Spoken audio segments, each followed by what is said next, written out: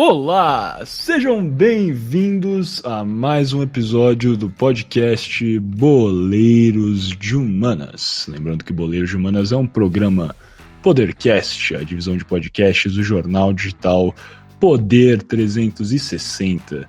Dando início aqui então ao nosso 36º episódio, esse nosso primeiro episódio do Boleiros de Humanas em 2022. É sim, já chegamos em 2022, pode prestar atenção que já virou seu calendário, viu, cara? É isso mesmo, estamos dando início aqui a esse episódio tão especial. Vamos falar sobre um tema bastante diferente e até um pouco novo para o Boleiros de Humanas. Talvez seja até um novo formato de episódios aqui para o futuro do nosso podcast. E sem mais delongas, vamos ver como estamos com os nossos co-apresentadores, como de costume, Guilherme Ribeiro Paturi, diretamente de Toronto, no Canadá, e Gabriel Franco, diretamente de São Paulo. Franco e Gui. Primeiro vamos ao Gui. Como é que você está se sentindo hoje, nesse nosso 36º episódio? Putz, falei que você estava em Toronto, no Canadá, mas você está indo no Brasil, né, Gui? Essa é a verdade, cara. É verdade, verdade. Bom dia, Miguel. Bom dia, Franco. Bom dia, boa tarde, boa noite, cara ouvinte, seja lá de você, onde você estiver escutando nesse mundo mundial. Hoje estou não diretamente de Toronto, mas diretamente de Brasília. Vim aqui passar o final do ano e o começo do ano agora, na verdade. Feliz ano novo para os dois, para todos vocês, ouvintes que nos acompanham agora o nosso terceiro ano calendário. Não é mesmo, Miguel? Começamos em 2020, terceiro ano calendário do Boleiros de Humanas. Um prazer enorme estar aqui como sempre e agradecer a todos os nossos ouvintes pela confiança, pela lealdade e por continuar com a gente nessa linda jornada. Perfeito, cara. Agradeço pelos seus desejos. É realmente o nosso terceiro ano aqui no podcast Boleiros de Humanas. É o 36º episódio. Boleiros de Humanas que vai chegar, sim, ao seu 50º episódio em 2022. É coisa.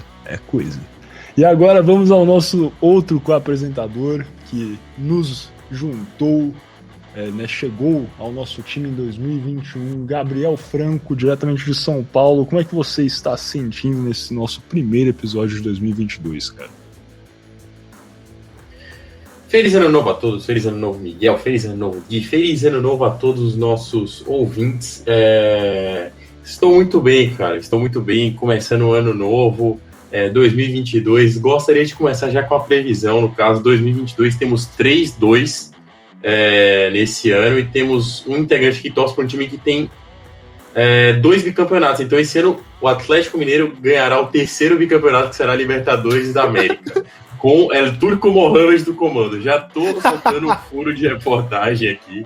O Gui não tem o que fazer, ninguém tira a Libertadores do Atlético Maneiro. Mas enfim, estou muito bem, estou animado para o assunto de hoje também. Já vou dar uma spoiler, visto que 2022 é ano de Copa. Eu estou com a camisa do rival da seleção que rivalizou com o país que faremos o projeto de hoje na Copa do Mundo, na final da Copa do Mundo de 2006. Quero saber qual camisa que eu estou usando. Quero respostas. Eu vou de camisa do Camarões, cara. De Camarões. Camarões? Eu vou de Guiné. Cara, vocês dois erraram, velho. Vocês acreditam que eu tô com a camisa do Flamengo porque o Flamengo não é time, o Flamengo é seleção? Não, eu tô mentindo, eu tô com a camisa da França, obviamente. Mas enfim, tô me prolongando demais. Comemoração a Copa... Putz, agora eu esqueci como é que chama. A Copa da África. Como é que chama o campeonato, efetivamente? Da CAF? Enfim, também fui nessa, Gui. Achei que ele estava com uma camisa de uma seleção africana, cara. O campeonato das seleções, né? Continental na África está acontecendo agora no momento. Copa Africana de Nações. Copa Africana de Nações, muito obrigado. É isso mesmo. Fica aí a dica do Boleiros de Humanas para vocês assistirem a esses jogos que estão acontecendo no momento.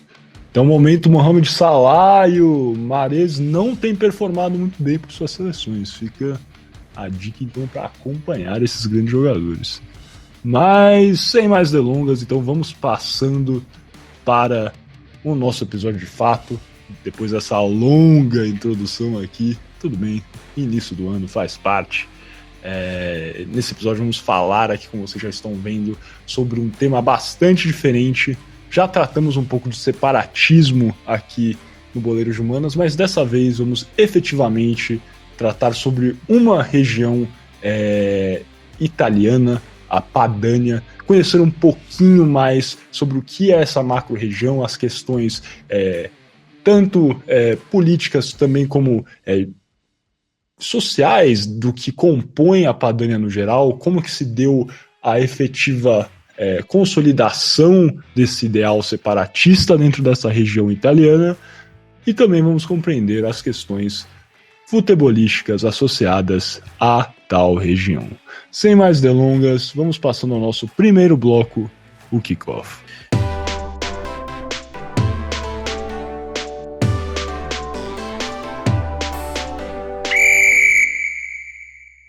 Sejam bem-vindos ao Kickoff, pela primeira vez comigo, Gabriel Franco. Gostaria apenas de lembrar que você está ouvindo o podcast Boleiro de Humanas, que é um programa Podercast, que é a divisão de podcast do jornal digital Poder 360. Bom, como todo bom Kickoff, que no caso é a minha primeira vez, eu darei introdução sobre o assunto. Então vamos lá, gostaria de guiar você nessa jornada, tentando explicar um pouquinho do que é a Padania. A Padania nada mais é do que uma denominação geográfica que identifica as regiões do norte da Itália. Dentro dela a gente tem algumas micro-regiões, no caso, que são compostas pelo Vale de Aosta, Piemonte, para quem joga FIFA vai entender qual que é a referência de Piemonte, Ligúria, Lombardia, Trentino Alto Adige, Veneto, Friuli Venezia, Giulia e Emília-Romanha, e algumas do centro, que é Marcas, Toscana e Umbria. Depois eu vou explicar as questões do centro, mas basicamente se deve considerar as do norte. O nome deriva do nome em latim para o rio Pó, Padus, cuja bacia banha a região. Ou seja, trata-se de uma localidade específica da Itália, uma localidade regional que concentra todas as regiões do norte da Itália, e também algumas do centro. Mas quais que são as relações separatistas que trazem fundamento à realização deste episódio? Bom, sim, como toda região considerável e toda região que a gente traz aqui para debater aspectos políticos, a Padania também tem uma forte ligação com temas e assuntos separatistas quando se diz política na Itália. Essa relação vem de uma história que começa na região em 1991, com a união de pequenos partidos autonomistas e regionalistas do norte da Itália. Os mesmos se denominam, obviamente, de Liga Norte. Liga Norte porque são esses partidos regionalistas dessa região do norte da Itália. A Liga Norte nada mais é do que um partido político de direita ou de extrema-direita para a maioria, sendo que eles não se consideram de direita ou de extrema-direita. Muitas vezes se consideram até de centro-direita com uma certa variação para o centro. É engraçado isso, pois os mesmos possuem posturas conservadoras para temas como aborto, casamento gay, possuem um forte discurso cristão, defendem um estilo econômico liberal, ou seja, menos impostos e menor incidência do Estado sobre as decisões e sobre a retenção de impostos, no geral, e, por incrível que pareça, defende a Europa de regiões. Então não é totalmente oposta à ideologia da União Europeia, como alguns outros partidos, que nem a Inglaterra, que adotam uma política totalmente contrária à União Europeia. Mas ainda assim eles não concordam totalmente com o modelo atual, só que não acham que é o suficiente para entrar com ações separatistas em relação à Itália. A Liga Norte ela ganha força dentro do país devido a um discurso muito claro e evidente que sempre acontece, que é o discurso populista anticorrupção. Ele vem acontecendo constantemente, principalmente por conta das grandes falhas políticas que vem acontecendo na maioria dos países que a gente tem grande relação, como, por exemplo, no Brasil, um discurso anticorrupção e um discurso populista ele é muitas vezes muito bem visto pela população brasileira, e foi o discurso adotado pela Liga Norte na década de 90. Então, querendo ou não, a Liga Norte era um pouco à frente do tempo, visto que esse modelo político continua gerando um certo nível de resultado até hoje, ou começou a gerar mais resultado hoje em dia. Em 1996, a Liga Norte ela declarou independência dessa região que estamos falando. Por isso, a relação entre a Padania e a Liga Norte. Essa região ela foi declarada em 1996 independente, mas ela não é efetivamente independente da Itália. ela é politicamente independente, até porque grande parte da população que se concentra nessa região não concordava com essa região sendo separada da Itália. Mas qual que é a questão da Liga Norte querer separar a Padania do resto da Itália? A Liga Norte, ela tem discursos que são de extrema direita, mas que variam também para discursos muitas vezes que não podem ser praticados. Eles têm algumas questões xenófobas também dentro de alguns estilos de discurso deles, e eles acham que as cidades do norte, elas têm o maior poderio financeiro. O que é verdade, eu vou explicar um pouco mais à frente. Mas, no caso, temos três importantes regiões da Itália, que no caso são as regiões de Piemonte, Ligúria e Lombardia, que tem diversas cidades como Turim, Milão, entre outras cidades que são os principais epicentros industriais da região. E no caso a Liga Norte, ela declarou que é a região que mais movimenta a economia do país. E eles não eram recompensados suficientemente. Então vamos lá, uma região de extrema importância para a economia italiana, e apenas uma região que também é importante, que é a região de Lazio, da capital Roma, que não permeia esse epicentro do país italiano. Então, por que eu precisei dar toda essa introdução? Porque o principal argumento separatista do partido, que foi fundado por Umberto Bossi, é que a região norte é responsável por 70% do PIB italiano, e ela acaba prejudicada pela centralização administrativa de Roma. Bossi se baseia no fato da região norte não receber proporcionalmente em benefício da quantidade de impostos destinado a Roma. Esse é até um ponto engraçado, porque a Liga Norte ela tem um estilo liberal, que é contra impostos e menor incidência do Estado, mas no caso, um dos principais argumentos separatistas, por mais que eles ainda não sejam totalmente contra os impostos, é a falta de reorganização dos impostos, visto que Roma concentra quase todos os impostos. Mas assim, no geral, os adeptos do partido eles defendem que a região deve receber mais benefícios por retornar muito mais. Além de ter mais autonomia, vale lembrar que a Itália é uma república democrática, não federativa. Sendo assim, essas federações não possuem autonomia como funciona na Espanha, com as comunidades autônomas, na Alemanha também, com as comunidades federativas que eles têm, e no nosso querido Brasil, onde os estados detêm também poder e detêm também uma certa administração maior sobre o que acontece em cada região e não destinados apenas à capital, como é na Itália, pelo fato de ser uma república democrática. Então, enfim, para resumir, a Padania é uma região que tem forte incidência separatista em cima, por conta de um partido político forte na Itália, que é a Liga Norte, e que concentra 70% da economia do país. Se a gente fosse pensar para fazer um parâmetro, uma parametrização, logicamente não a parametrização econômica e política, mas só tentando entender a fins de grande Brasil, a região da Padania, ela pode se assemelhar ao movimento separatista que ocorre na região de Santarém. Obviamente que as ocasiões políticas são totalmente diferentes, e extremamente diferentes. Porque a região de Santarém, ela acredita que as cidades da região de Santarém, elas têm importâncias sobre aquela região do rio Tapajós. E aí eles têm um movimento de separação dos Tapajós, assim como existia o movimento de separação da Padania. Mas ainda são dois permeios políticos, tanto em Tapajós quanto na Padania, ainda não ocorreu essa separação, sendo que na Padania seria a separação total do país, e no Tapajós seria apenas do estado do Pará.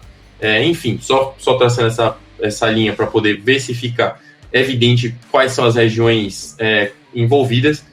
Mas basicamente é isso. São grandes regiões da Itália que movimentam bastante dinheiro e que têm uma certa incidência política de um partido de extrema-direita que querem separar as regiões que concentram a maior parte econômica dos demais, principalmente por conta de Roma controlar os impostos. Miguel, Gui, vocês têm mais algum ponto a adicionar essa passagem extremamente rápida sobre o que é a Padania? Nada a adicionar no momento, acho que vamos tocar ainda um pouco mais sobre isso no segundo bloco. Mas muito bacana também essa lembrança aí, talvez, desse movimento separatista, né, ou talvez no mínimo de divisão do estado do Pará que existe em Santarém. Mas realmente no momento vamos deixar os meus comentários para o segundo bloco. Gui, algo? Eu também tenho comentários, mas eu acho que eles são mais recentes sobre o que a Liga Norte tem aprontado, digamos assim, da Itália nos últimos anos. Então eu vou deixar meu comentário também para o segundo bloco.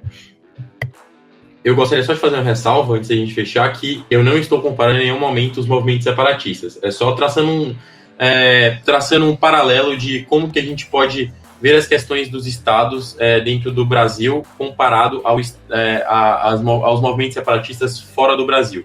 Obviamente, a região do Tapajós ela tem ideologias políticas que vão totalmente contrárias e são totalmente diversas às ideologias separatistas da Liga Norte, e também cada país tem as suas especificidades regionais. Não é à toa que a Itália é uma república democrática e não federativa como o Brasil. É isso, apenas isso que eu queria complementar, só para poder não ficar nenhum percalço nos meus comentários. Obrigado pelo Muito bom, vamos passando então para o nosso segundo bloco, o Toco e Me Voe.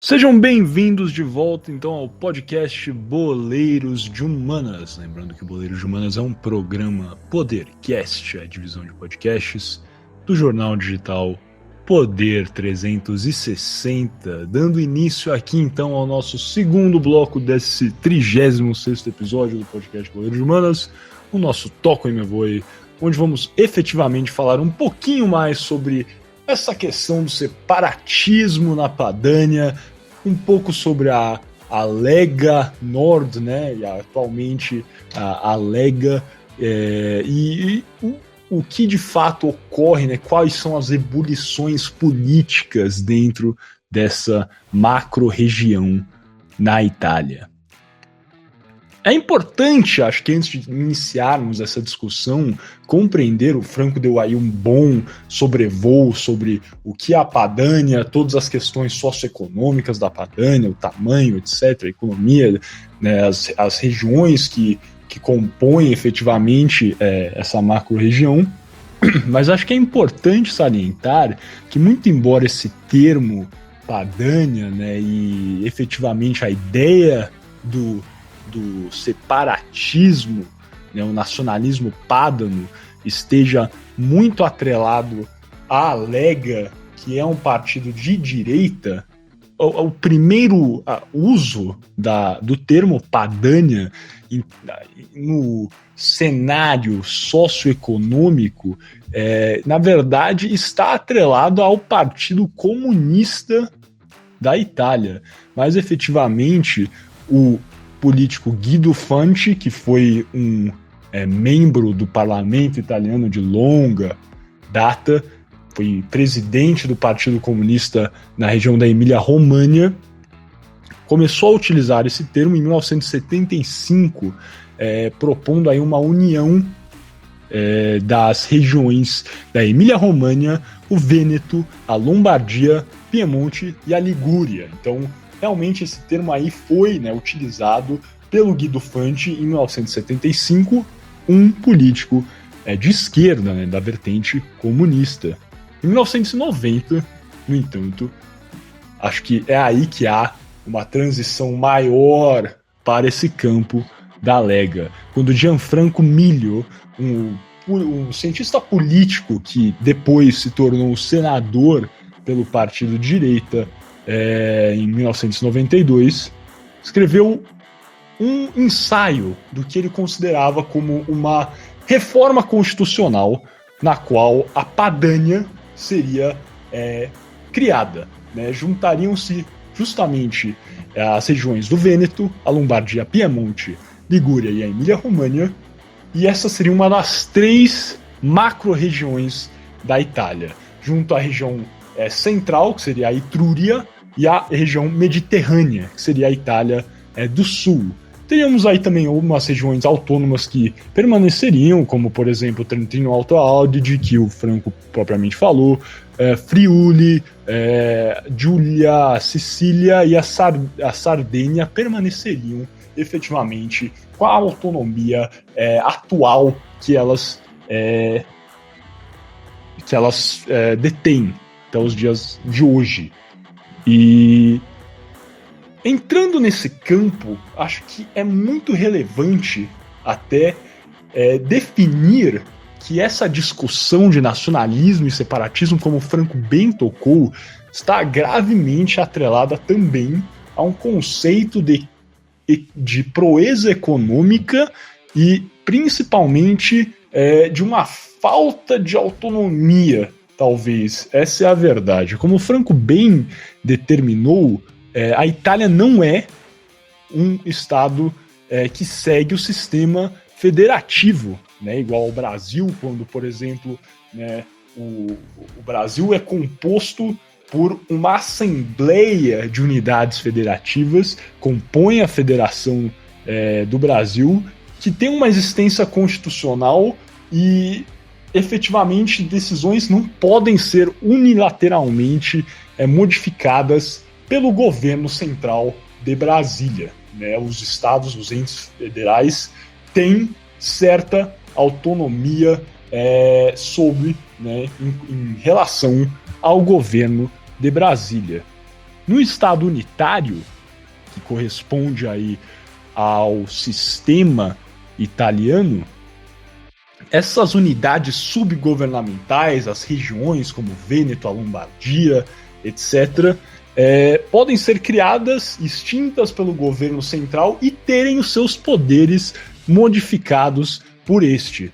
Não é algo que acontece com tamanha frequência, mas é possível. E por isso que a região, né, as regiões que compõem essa macro-região da Padânia, compondo aí uma porcentagem massiva do PIB da Itália, a população e, enfim, tendo realmente uma proeza bem forte dentro do ambiente italiano, defendem, né, uma autonomia maior para tal região e as regiões da Itália no geral, com a adoção, no mínimo, desse sistema federativo. E desde 1991, com a criação do partido, a Lega Nord, sendo aí uma união de alguns partidos regionais do norte da Itália, tendo como, por exemplo, a Lega Lombarda e a Lega Veneta, que seriam, né, a Liga da Lombardia e a Liga do Vêneto. O termo Padania vem sido utilizado para se referir a essa área geográfica que excede aí até o vale do Rio Po, que efetivamente, né, a Padania seria aí essa região no vale do Rio Po, e está efetivamente até ultrapassando os limites dos quais o Fanti, né, o Guido Fanti, que foi o primeiro político a realmente utilizar esse termo nos anos 70. Desde 1991, né, com essa fusão de vários partidos do norte da Itália, a Lega Nord então tem ou defendido uma autonomia maior para essa macro-região da Padânia, ou efetivamente a secessão da Padânia com relação à Itália, realmente a independência da Padânia. E nesse meio tempo foi criada uma bandeira, um hino nacional, realmente atestando essa ideia de nacionalismo pádano.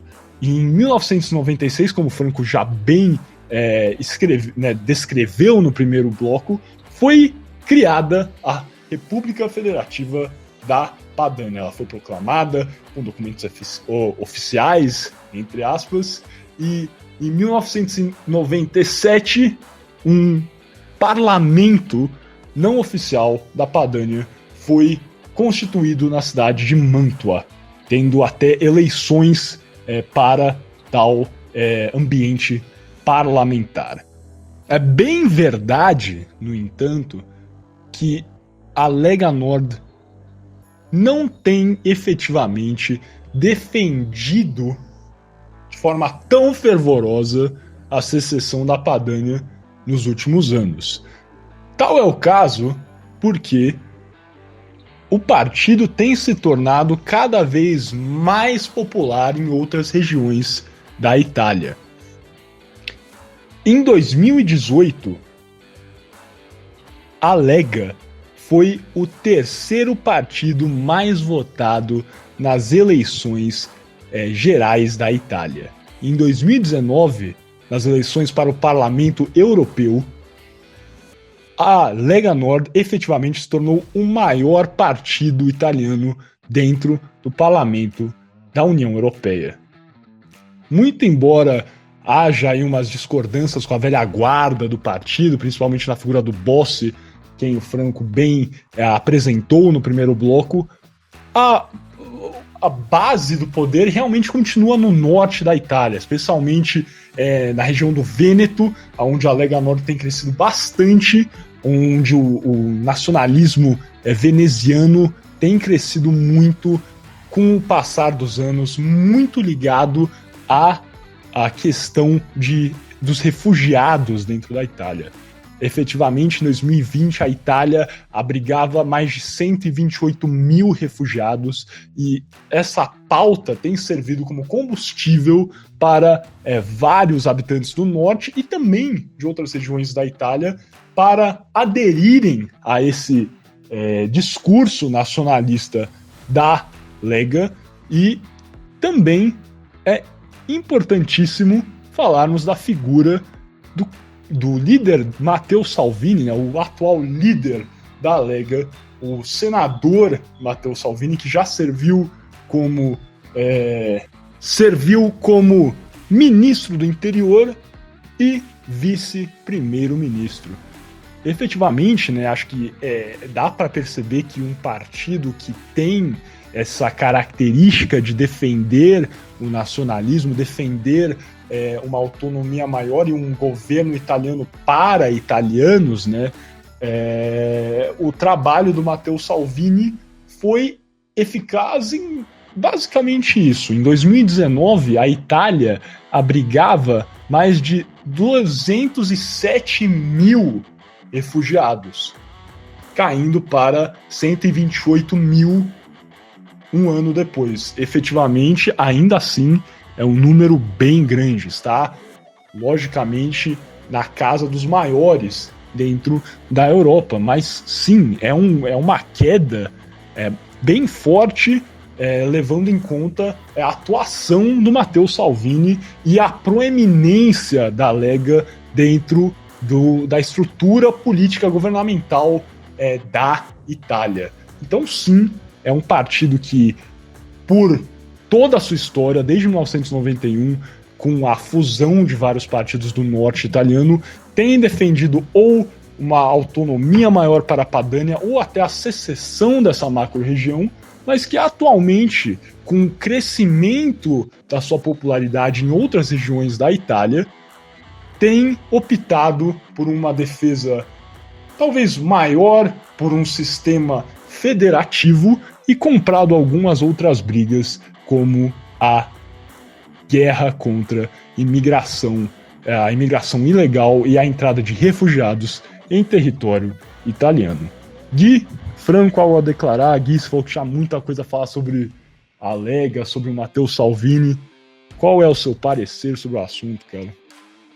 Então, acho uma coisa bem importante a ressaltar que apesar da Liga Norte, né, Liga do Norte talvez, ter recebido esse, digamos, rebranding, o Franco, que é do marketing, vai poder me ajudar com isso aqui, para ser chamada só de Lega, em vez de Lega Nord ou Liga Norte, o nome inteiro oficial do partido, peço perdão pelo meu italiano, é Lega Nord per l'indipendenza della Padania, ou seja, Liga Norte pela independência da Padania. Então, apesar de ter feito esse rebranding para ter um apelo mais nacional, a Liga do Norte ainda tem esse, digamos, a gente está comprometida principalmente com o norte do país. E como o Franco falou, tem alguns elementos dentro do partido que são abertamente discriminatórios e, bem, de uma maneira até... pode até dizer xenófobos contra os próprios italianos no sul do país. Isso sem, obviamente, estar na questão de suas posições com imigrantes vindo do Oriente Médio e da África, que também pode ser bastante debatida. Mas até 2018, Miguel, como você bem falou, a Lega era um partido pequeno na Itália, não tinha tanta tração até que em 2018, como você bem falou, a Lega se tornou o partido com o maior número de cadeiras no parlamento, mas mesmo assim ela não conseguiu formar governo, porque chegaram à conclusão de que, enfim, não conseguiu uma maioria no parlamento. O tradicional ganhou, mas não levou no parlamentarismo. Por isso que o Salvini ficou, como você bem falou, como vice-primeiro-ministro e ministro do interior, e colocaram o Giuseppe Conte, uma espécie de testa de ferro do governo, para liderar uma coalizão entre a Lega e o Movimento 5 Estrelas da época do Luiz de Maio, que também foi vice-primeiro-ministro. Esse governo não durou muito tempo, caiu em meados para o fim de 2019, o Conte brigou bem publicamente com o Matteo Salvini e acabou expulsando a Lega da coalizão e formou uma nova coalizão até com o ex-primeiro-ministro Matteo Renzi e seu partido Viva Itália. Esse partido, essa coalizão também não durou muito e atualmente temos um novo governo desde fevereiro de 2021, do Mário Draghi, que trouxe a Liga de volta para o governo, mas o Matteo Salvini não tem posição no ministério do Mário Draghi. Só temos três integrantes da Lega como ministros: o Giancarlo Giorgetti, que é ministro da Economia e ministro de Desenvolvimento Econômico, o Massimo Garavaglia, ministro do Turismo, e Erika Stefani, que é ministra para pessoas com deficiências. Então, bem, podemos com esse rápido sobrevoo que eu dei ver, não só que a Itália é bem difícil ter um governo estável na Itália, talvez devido ao número de partidos. A Lega não conseguiu capitalizar em seus números devido a ser um partido de extrema-direita populista que atrai muitas críticas, não só dentro do parlamento, mas também na Itália em geral. Eu estou interessado para ver como a Lega vai se sair na próxima eleição. Se mais uma vez sair forte, pode ser que consiga formar um governo, mas eu acho bastante difícil. Eu acho Salvini uma pessoa bastante controversa, bastante difícil, né?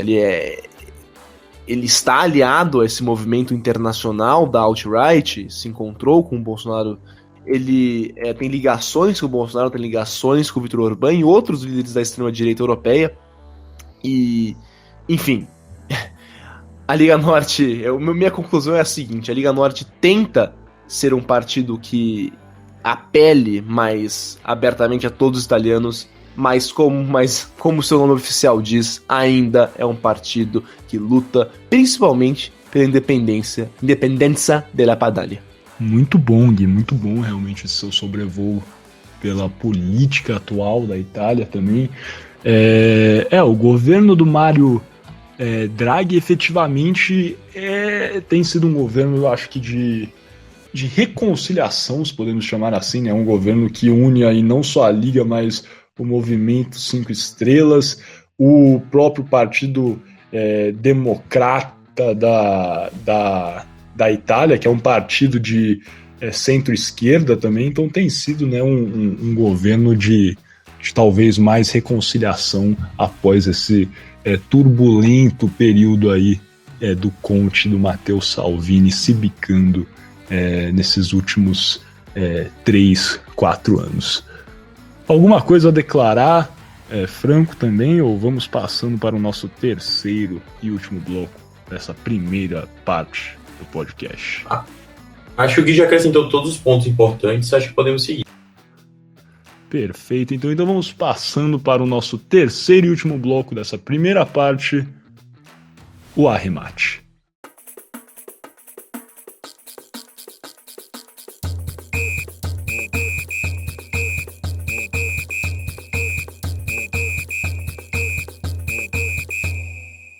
Muito bem, passamos agora para o nosso terceiro e último bloco da primeira parte, nosso arremate. Lembrando sempre que você está ouvindo o podcast Boleiros de Humanas, um programa podcast, a divisão de podcasts do jornal digital Poder 360. E como vimos nos blocos anteriores, a Padania é uma região com uma rica e às vezes conturbada história dentro da Itália. E lembrando mais uma vez que a Padania não é uma região administrativa italiana, ou seja, não é um estado ou uma província italiana, como o Franco falou no começo, mas é mais uma coleção de províncias na região do Vale do Rio do Pó. E interessantemente, a Padania é também uma das poucas regiões não independentes a ter uma seleção de futebol, além de ser a região sede para alguns dos principais clubes italianos e europeus. Em 2008, a Padania ingressou oficialmente à Nouvelle Federation Board, conhecida também como a NF Board, a federação, que é a Federação de Futebol Internacional, composta por equipes representando países, dependências, estados não reconhecidos, minorias, pessoas apátridas, regiões e micronações não filiadas à FIFA. E não só isso, mas em 2006 e 2012, a NF Board é a organizadora das Copas do Mundo Viva, que por sua vez é a Copa do Mundo para entidades não filiadas à FIFA. E por ter ingressado em 2008 a NFB, a Padania participou da Copa do Mundo Viva pela primeira vez na sua edição de 2008, sediada na Lapônia, que é uma região no norte da Escandinávia, que inclui a Noruega, Suécia, Finlândia e Rússia. E na sua participação inicial, a Padania venceu a Copa do Mundo Viva depois de vencer a seleção arameu de futebol, e abre um parênteses para explicar que os arameus são um povo semita naturais da Mesopotâmia. Então a Padania venceu os arameus por 2-0 e ficou com um caneco da Copa Viva 2008. E após vencer a competição em 2008, a Padania foi sede para a Copa do Mundo Viva do ano seguinte.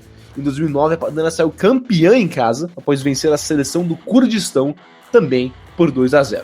Agora, na edição de 2010, sediada em Gozo, a ilha do norte, no arquipélago de Malta, a Padania saiu vencedora da Copa Viva mais uma vez, conquistando o seu triplete, novamente derrotando o Kurdistão, dessa vez por 1-0.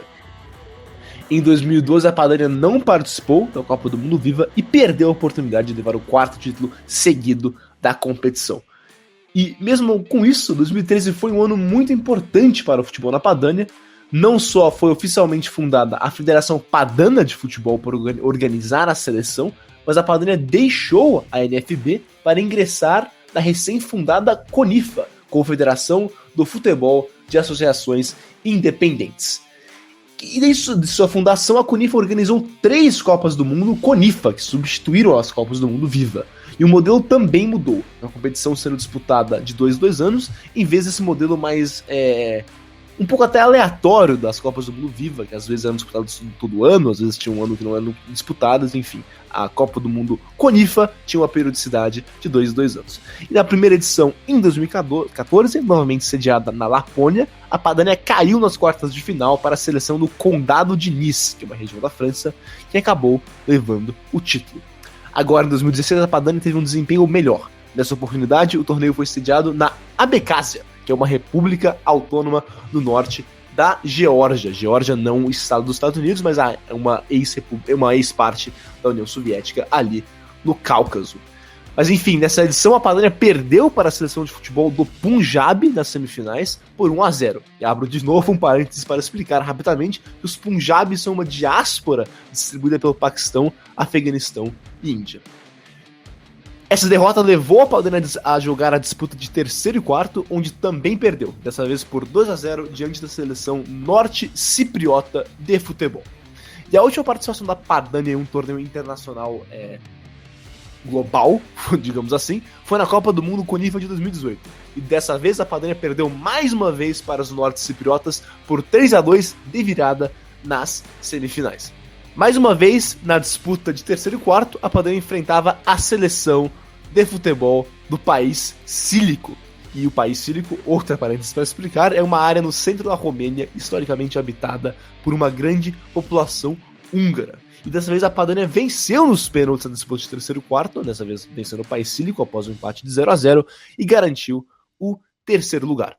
E apesar de uma edição da Copa do Mundo CONIFA 2020 ser planejada para 2020 na Macedônia do Norte, ela foi cancelada devido à pandemia e ainda não foi disputada.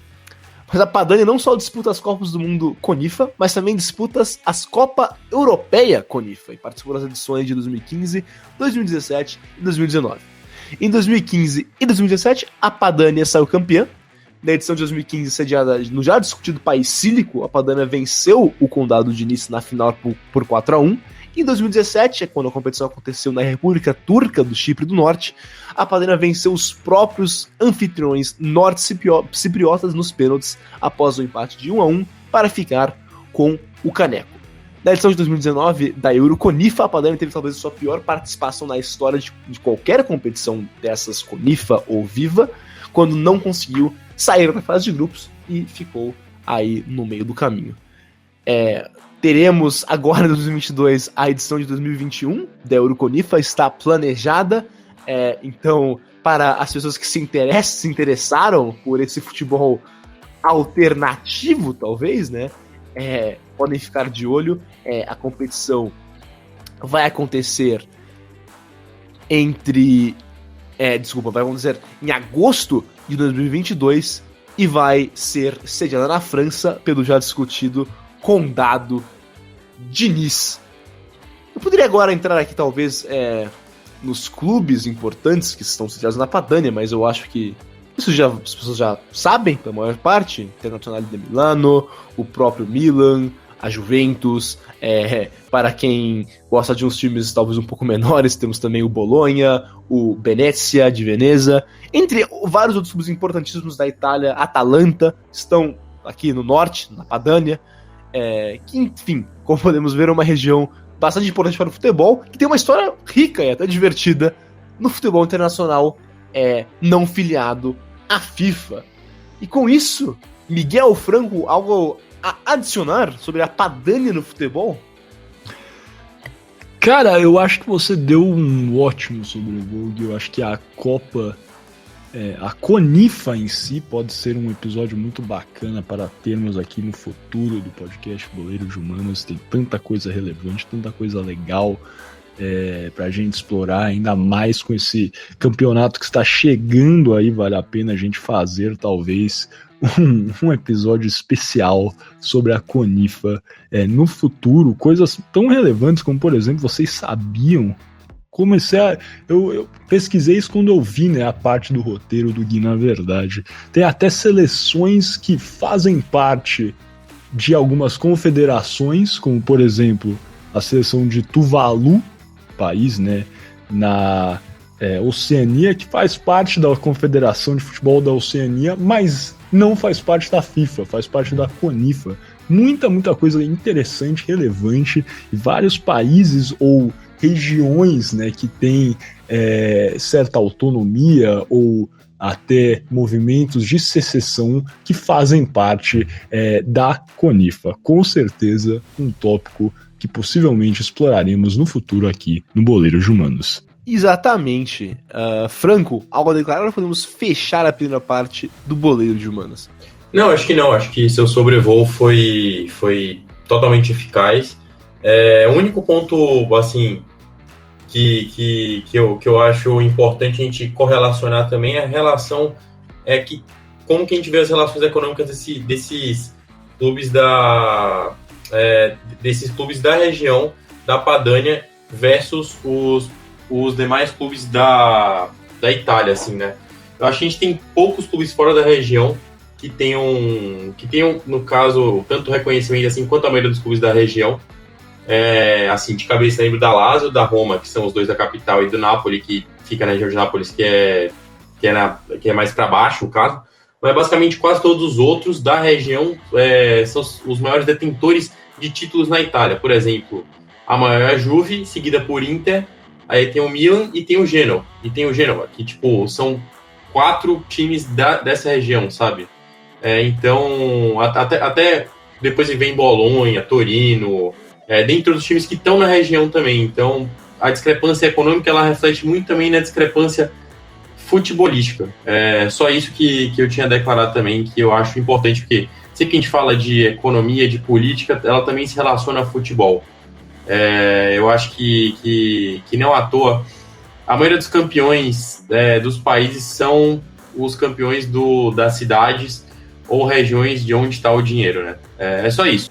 Não, é interessante mesmo, Franco. Essa discrepância futebolística é muito forte e eu tô olhando agora, abrir a tabela da Liga Italiana, digamos, no G6, dos 6 clubes nas primeiras posições da tabela, 4 são da região da chamada Padania, da Inter de Milão, o Milan, a Atalanta e a Juventus, com somente a Roma e o Napoli sendo bem fora da macro-região reivindicada pela Liga do Norte. Perfeito, então sem mais delongas, vamos fechando essa primeira parte desse 36º episódio aqui do podcast Boleiros de Humanas, primeira edição de 2022. Falamos, né, um pouquinho sobre o que é a Padania, o que é essa macro-região, um pouco sobre a política que predomina no norte da Itália, a Liga, né, e o que é esse partido político que tem ganhado tração e relevância nos últimos anos dentro do panorama político italiano. Também conversamos efetivamente sobre o que é o futebol pádano, o que é a CONIFA, o que é essa confederação, né, de países, movimentos e regiões que não estão atrelados à FIFA. Mas, como sempre, convidamos vocês a pesquisarem mais. Nunca será possível em 30, 40 minutos estipular todos os pontos sobre a história da Padania, sobre o futebol pádano. Assim, como sempre, fica aqui o nosso convite para que vocês pesquisem um pouquinho mais sobre os assuntos debatidos nessa primeira parte. Como sempre, os convido a participar da segunda parte do podcast Boleiros de Humanas, onde teremos o nosso shootout, aquele rápido jogo de perguntas e respostas sobre os temas debatidos aqui na primeira parte, e também o nosso debate sobre o que conversamos aqui hoje. Se você estiver ouvindo no YouTube, é só deixar o vídeo rolar. Se você estiver ouvindo em algum provider de áudio, clica aí embaixo, em cima ou do lado, para ouvir a nossa segunda parte. Até daqui a pouquinho.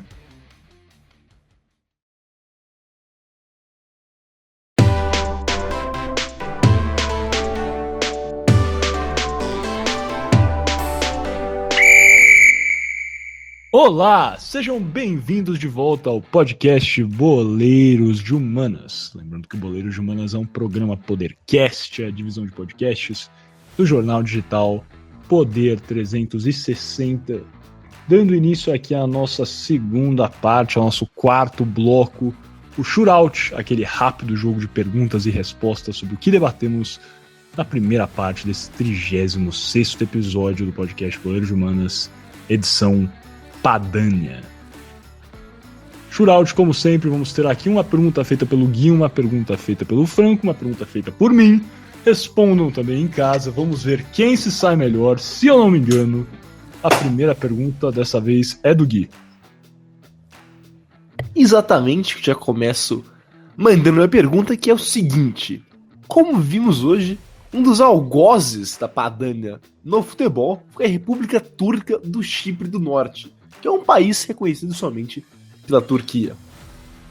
Qual é a capital da República Turca do Chipre do Norte? Seria ela Nicosia?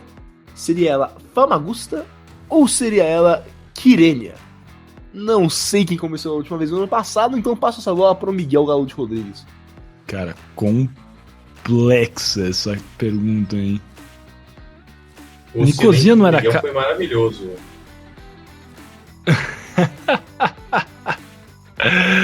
Cara, eu achava que Nicosia era... Eu tô em dúvida agora. Porque na minha... Eu jurava que Nicosia era a capital do Chipre, efetivamente.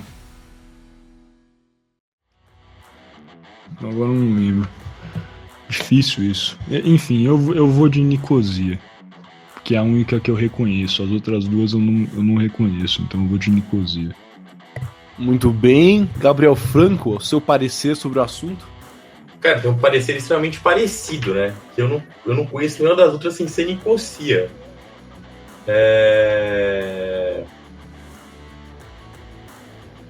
Cara, Gui, parabéns. Você conseguiu ferrar todos nós com essa pergunta.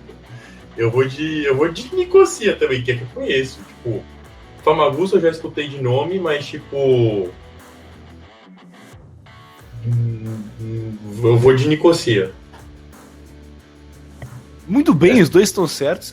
esses dois estão certos. É Nicosia. Eu poderia ter colocado Nicosia do Norte, mas isso ficaria muito fácil, porque Nicosia é dividida entre a República Turca do Chipre do Norte e a República do Chipre, com a parte, digamos, sudeste, talvez, sendo da República do Chipre, e a parte noroeste sendo da República Turca do Chipre do Norte. É uma das poucas capitais divididas até hoje, com uma zona demilitarizada entre as duas, com difícil acesso de uma para a outra, devido ao conflito congelado que existe na ilha, que é bem pouco falado, na verdade. Eu aprendi sobre isso há pouco tempo e me impactou bastante. Por isso eu incluí a pergunta quando eu vi que a República Turca do Chipre do Norte enfrentou e ganhou da Padânia diversas vezes. Realmente bem pouco conhecido esse conflito, né, entre dentro do território do Chipre, né, entre gregos e turcos. Bastante relevante também, na verdade. Outro possível tópico futuro aqui no podcast Boleiros Humanos. Sim, acho que a próxima agora é do Franco, é isso mesmo?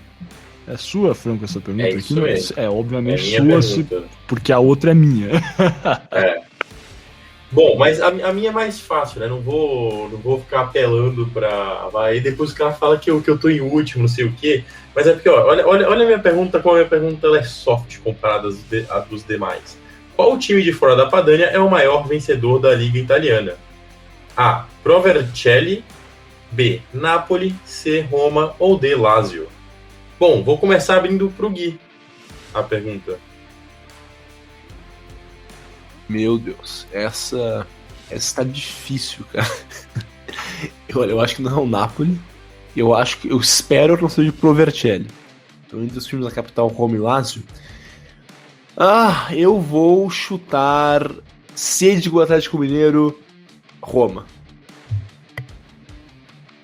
Miguel?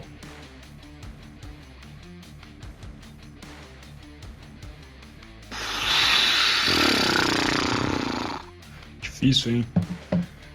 Cara, efetivamente eu sei que quem tem muito título italiano é o Genoa Cricket Club, sabia dessa? Cara? O Genoa tem 9 títulos italianos. Faltava um título para conseguir uma estrela. Quem sabe algum Quarto dia. Maior vencedor.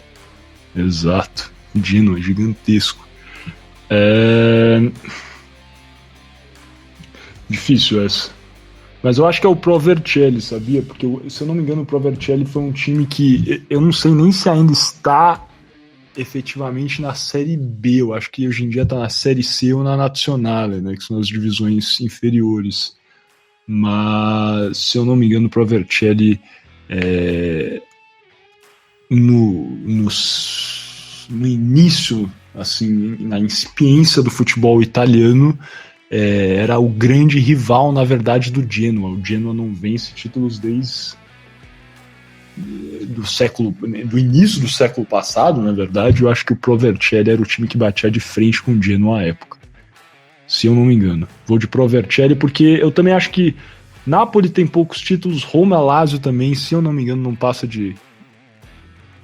Lazio acho que tem 3, 2, Roma 4, 5, coisa do tipo. Pro Vercelli é a minha decisão final. Cara, muito bom. O Miguel trouxe aspectos muito bons. O Pro Vercelli, na verdade, tem 7 títulos italianos, enquanto o Napoli tem 2.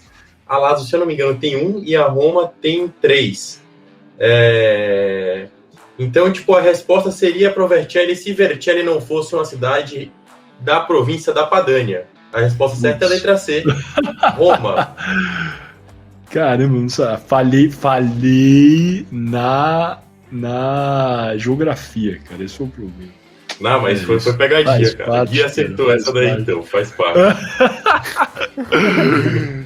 Que é isso, cara? Como assim? Enfim, faz parte. Realmente, né? Se eu olhar agora, Vercelli fica em Piemonte. Que pena, pessoal. Enfim, mas Pro Vercelli é um grande campeão italiano. Fica essa ressalva aí também do goleiro de Humanas.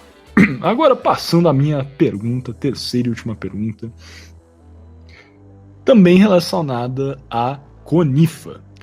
Um dos membros da CONIFA é a seleção da República Popular de Donetsk. Donetsk que é uma cidade na Ucrânia que abriga efetivamente a equipe do Shakhtar Donetsk, muito famosa dentro de campeonatos europeus. E muito embora a equipe não mande seus jogos na Donbass Arena, que fica em Donetsk, devido a um conflito na região, a equipe ainda assim é baseada nesse espaço. Ontem, dia 11 de janeiro de 2022, esse programa está sendo gravado no dia 12 de janeiro, o Shakhtar Donetsk acertou a compra do jogador brasileiro David Neres por 15 milhões de euros. É muito relevante lembrar isso porque o meu clube, São Paulo Futebol Clube, recebeu pelo mecanismo de solidariedade quase 3 milhões de reais por essa venda. Sempre bom lembrar e puxar a sardinha para o nosso lado. Mas, efetivamente, a pergunta é simples e sobre o Shakhtar Donetsk. Com a compra de David Neres, quantos brasileiros passam a fazer parte da equipe de Donetsk? São 10 brasileiros na equipe, 11 brasileiros na equipe, 8 brasileiros na equipe ou 12 brasileiros na equipe? Franco, vamos começar por você, cara. Cara, boa pergunta, gostei da pergunta.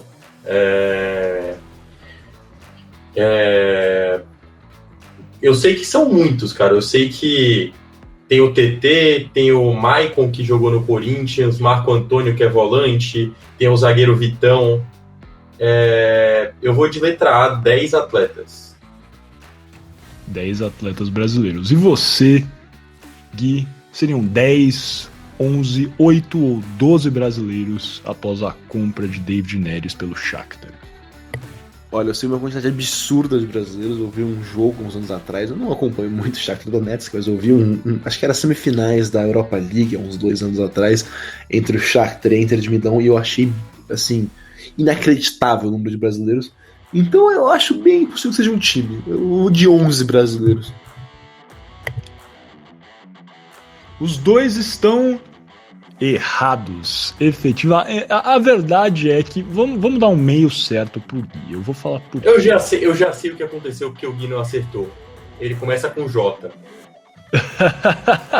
Exatamente. Então, na verdade, são 12 brasileiros. David Neres vai ser o 12º brasileiro nato a jogar pelo Shakhtar Donetsk. No entanto, o Júnior Moraes, brasileiro naturalizado ucraniano, também faz parte da equipe do Shakhtar. Então sim, temos 12 brasileiros, só que são 11 brasileiros e um naturalizado ucraniano. Pode ser um meio certo pro Gui aí, cara.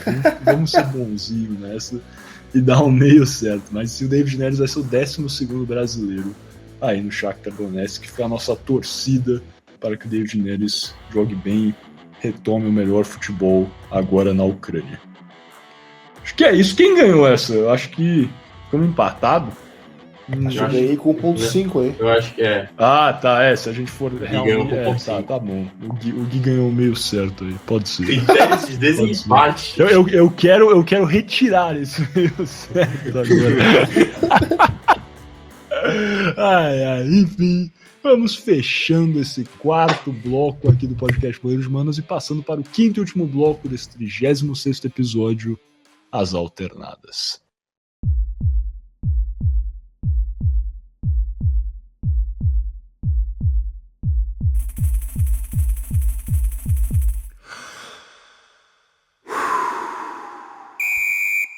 Sejam bem-vindos novamente aqui, então, ao podcast Boleiros de Humanas. Lembrando que Boleiros de Humanas é um programa Podercast, a divisão de podcasts do jornal digital Poder 360. Dando início aqui, então, ao nosso 5º e último bloco desse nosso 36º episódio do podcast Boleiros de Humanas, onde falamos sobre a Padania, essa macro-região italiana no norte da Itália. Conversamos sobre todas essas questões socioeconômicas dessa região, também a questão, né, principal aí da secessão da Padania, as questões políticas envolvendo a Liga esse partido que tem ganhado tamanha proeminência nos últimos anos. E agora chegou a hora do nosso debate tradicional aqui, o primeiro debate de 2022. Franco Gui, a pergunta é bastante simples. Como podemos ver na história, existem vários povos que não se identificam necessariamente com o país que habitam. E nesse episódio em si falamos brevemente sobre os arameus e punjabis, né, diásporas que têm seleções que disputam competições CONIFA.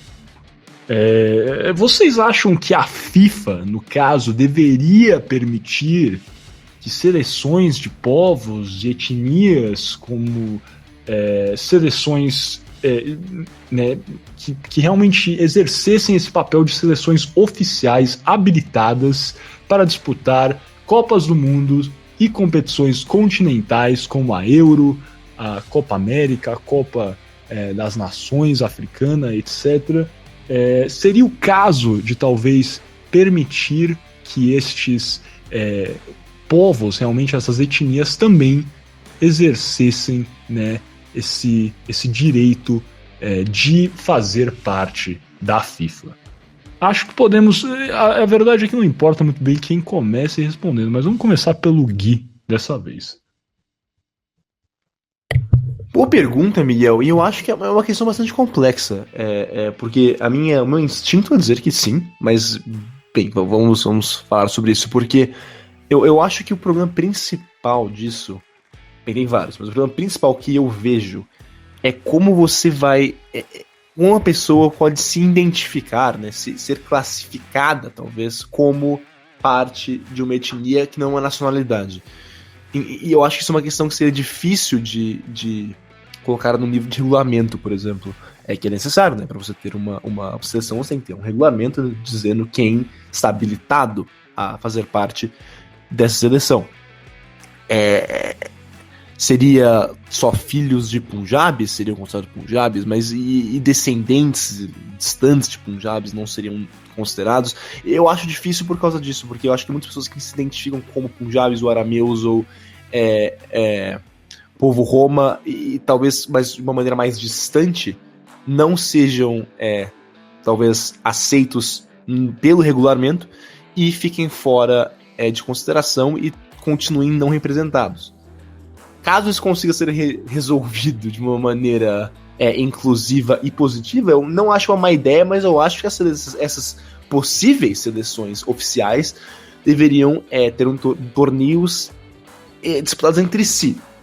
Porque eu acho que não seria justo para elas disputar com seleções mais...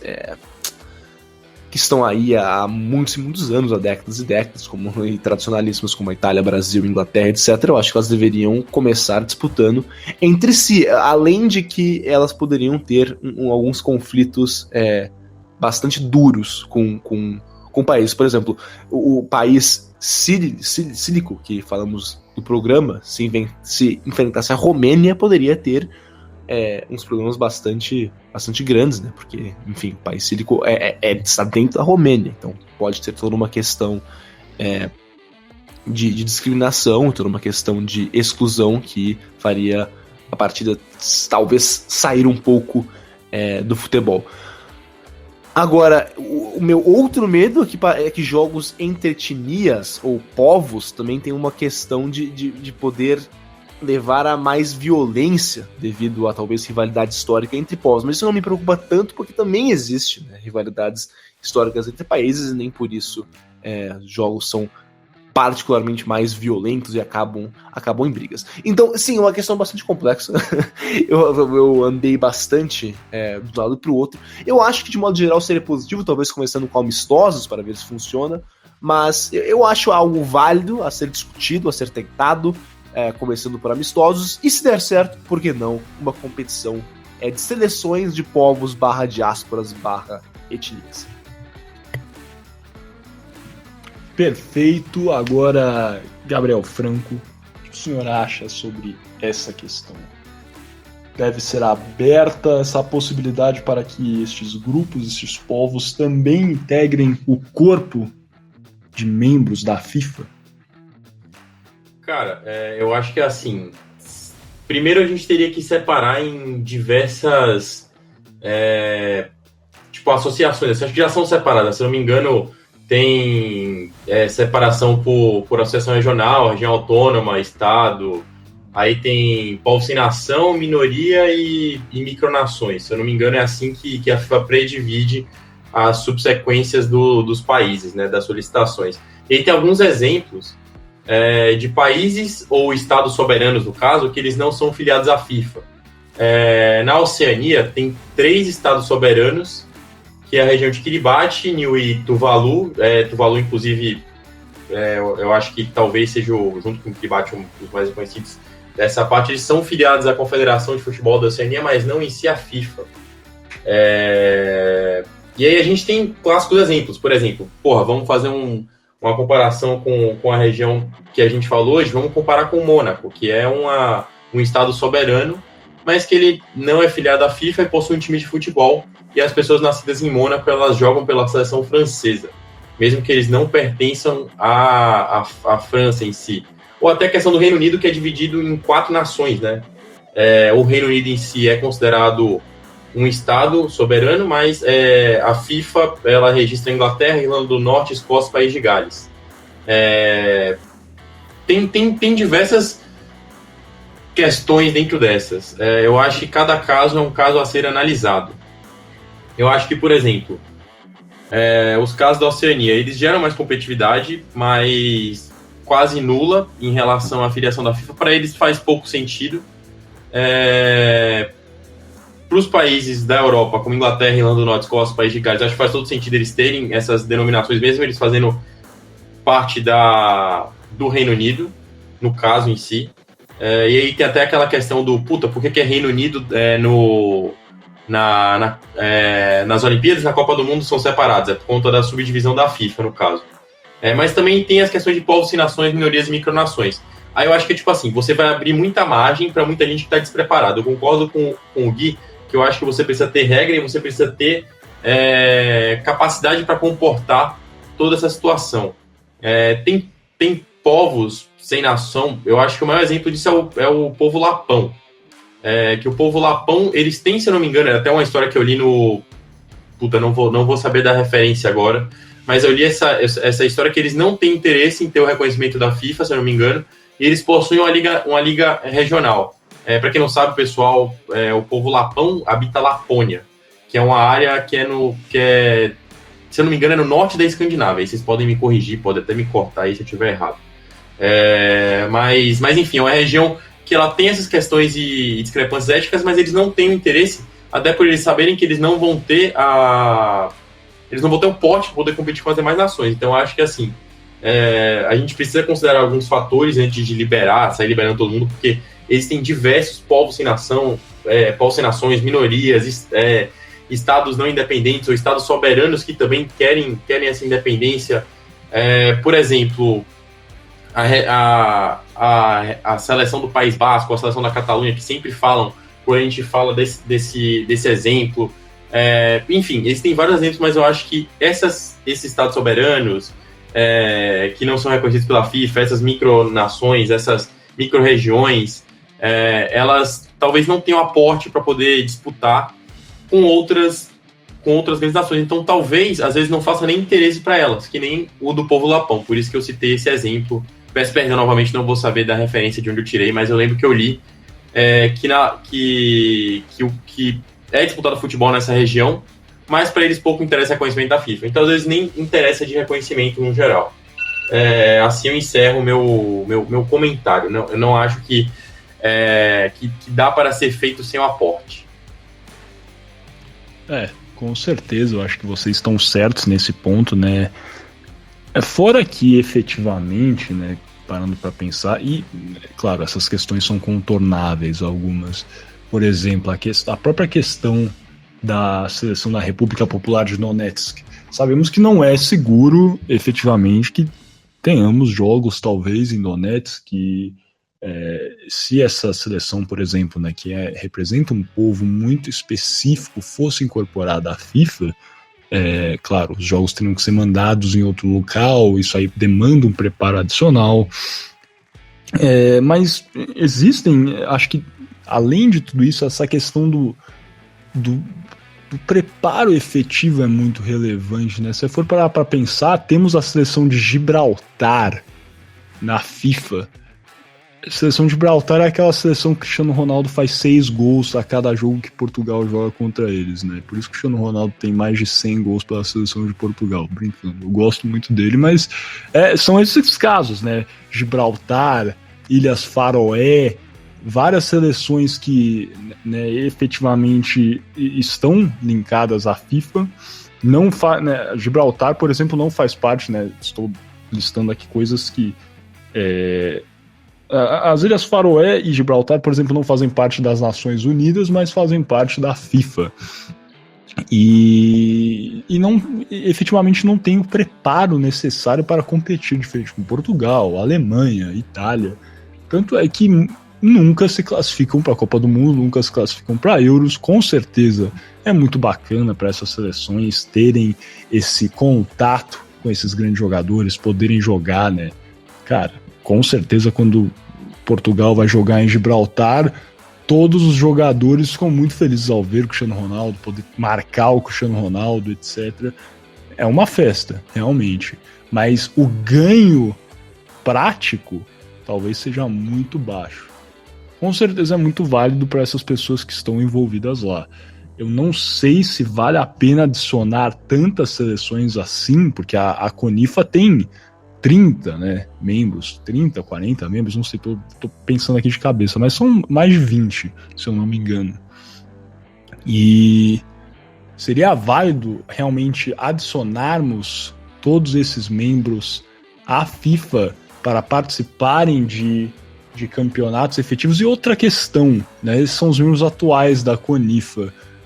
O que acontece se existem outros povos que ainda não estão presentes na CONIFA, né, que são povos relevantíssimos, que têm uma forte história e relevância social dentro das suas respectivas regiões, mas não têm seleções na CONIFA. E quando eles decidirem realmente, né, se decidirem criarem uma seleção, eles já entram efetivamente na FIFA. Qual seria esse procedimento?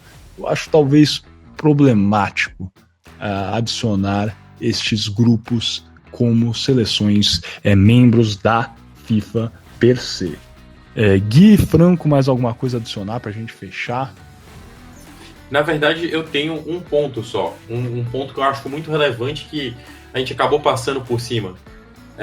Todos devem conhecer aquele meme que, inclusive, eu vou até saudar o Gui, no caso, né, com ele, que eu acho que o Atlético Mineiro deveria seguir o exemplo da Austrália, que saiu da Oceania e foi buscar novos rumos na Ásia. Então, acho que essa questão um pouquinho, né, tipo, a competitividade, ela é muito importante.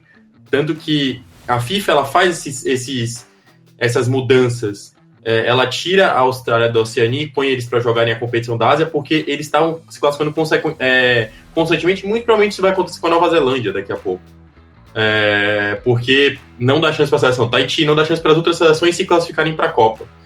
Na América do Sul, a gente tem o grande trio que é esquecido, no caso, que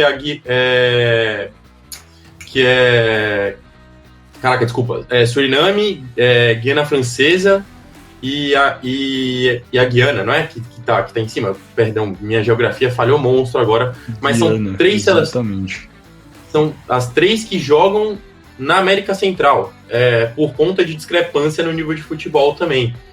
A FIFA, ela entende que eles têm... Eu não sei se a Guiana Francesa chega a jogar, porque eu acho que é só um território que ele pertence a outro estado, mas tipo, as outras 2, elas disputam as competições da América Central. Então, a FIFA, ela já faz esses rearranjos automaticamente, e eu acho que é complicado. Por que a Rússia, por exemplo, ela joga na Europa e não na Ásia, sendo que 90% do território russo é na Ásia? Entre outras questões, assim, que a FIFA já faz esses rearranjos. Então, eu acho muito complicado você pegar e apenas aglutinar essas seleções ou essas tendências de essas possíveis futuras seleções, visto que não existe aporte para isso. Guilherme Ribeiro Paturi. Eu não tenho nada a adicionar. Vocês já falaram bastante do que eu estava pensando aqui. e por mim já podemos terminar.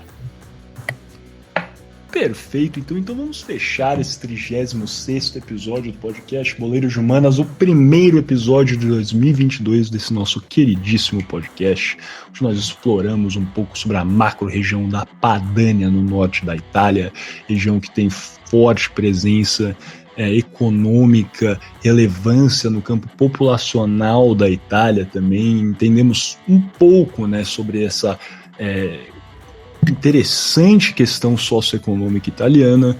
Conversamos também sobre a política interna da Itália, entendemos o que é a Lega Nord, esse partido de direita no norte da Itália que tem ganhado tração nos últimos anos e defende, né, embora talvez não de forma tão fervorosa nos últimos anos, a secessão da Padania, a criação de uma Padania independente do restante da Itália. Conversamos também sobre o futebol padano, também passamos um pouquinho de tempo falando sobre a CONIFA e tudo que é essa relevante confederação de nações e povos que não são reconhecidos pela FIFA. Sem mais delongas, convido vocês sempre a pesquisarem mais sobre o assunto, deixarem os seus comentários positivos ou críticas aí embaixo, curtidas ou dislikes, e compartilharem, como sempre, o podcast Boleiros de Humanas com todos os seus amigos, familiares e entes queridos. Muito obrigado, conto com vocês e até a próxima.